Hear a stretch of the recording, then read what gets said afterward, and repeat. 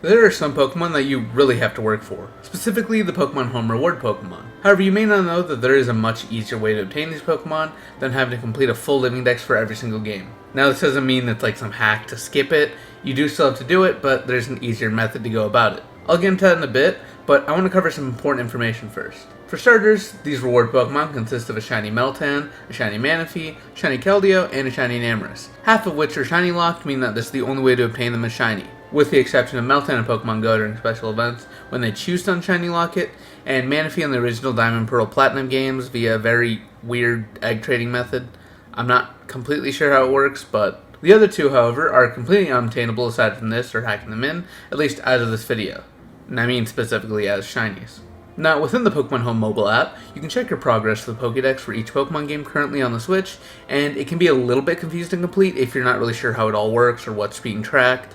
You can also only claim these shiny reward Pokemon through the mobile app, and once you sign into Pokemon Home on a phone, you can't sign out of it, which is a little unfortunate. I assume it's just to prevent duplicating or something like that.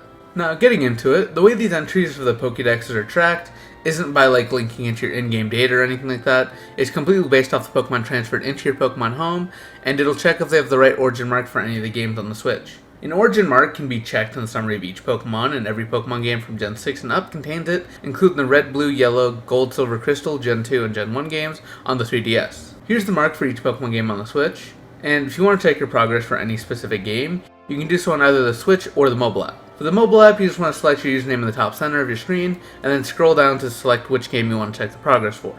For the Switch app, you select the Pokédex option, and then using the back bumpers, you swap over to the research tasks, and from there you can see each region's corresponding game. It'll also have the Pokemon sectioned out in a way to kind of tell you where and when in the game you're going to obtain them.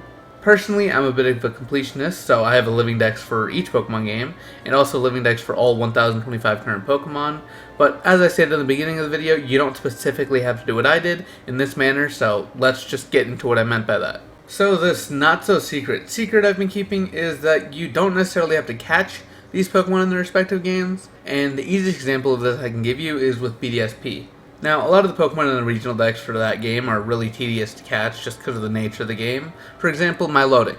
So, if you want to complete both entries for Milotic and Feebas within the Pokemon Home dex, you can catch Milotic in Sword and Shield, or even Scarlet and Violet, for example, which are much easier to do, and transfer them to BDSP. Now, this doesn't auto-transfer the origin mark and make it caught in that game or anything like that, if that's what you're expecting. However, you can breed that Milotic now, and you get a Feebas, which now has an origin mark for Brilliant Diamond Shining Pearl, which will treat it as if you had caught it in that game.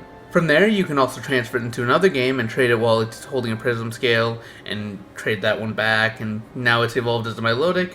And once it's transferred back into Pokemon Home, it'll register as if you caught it in BDSP, even though all you did was breed it within that game and then did all the evolving elsewhere. What this really means is that this is only going to work on Pokemon you can breed or catch in Brilliant Diamond Shining Pearl and transfer to evolve elsewhere, which is primarily going to be Pokemon like Golem, Machamp, Gengar, and Alakazam, since these are the trade evos and they can all be done without trading in Pokemon Legends Arceus. Also want to clarify, this isn't exclusively to BDSP or anything like that. I'm just using those as an example, and ahead of time, I'll go into it later in the video, but Let's Go Pikachu and Eevee do not work with this method, unfortunately.